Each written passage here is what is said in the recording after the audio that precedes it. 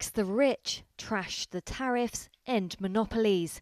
Concepts that echo Adam Smith, whose book The Wealth of Nations turns 250 this month. Published in 1776, the year of the US Declaration of Independence, and 13 years before the French Revolution, Smith took aim at trade protectionism and extreme wealth. Many see parallels with today's tariff battles, including those linked to US President Donald Trump. Eamon Butler is director of the free market policy think tank, the Adam Smith Institute.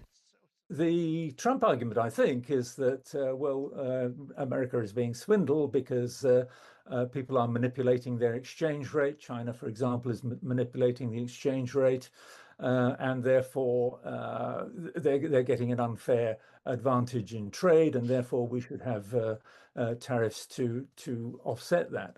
And Smith did understand those arguments, but he thought that these things really should be as temporary as possible.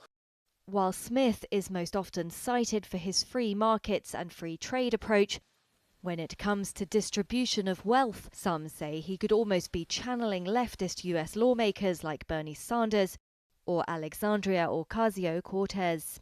His metaphor, invisible hand, is often read as markets channeling self-interest for the common good, though Smith used the phrase only once and within broader moral arguments. US economist Joseph Stiglitz is a professor at Columbia University and Nobel Prize laureate.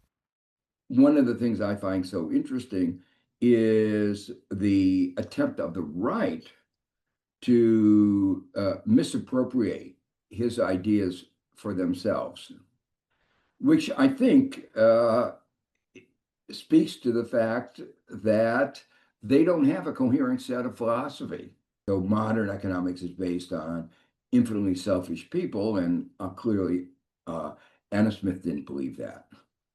Smith also suggested limited tariffs when trade terms were unfair or for security reasons. I think he'd be disappointed in the way that trade is going at the moment, with all of the protectionism around, but he would understand it because some of it is motivated by security issues, and that was also true in his day. And he said, well, there may be some justification for that, but you really have to watch it, I think was his line.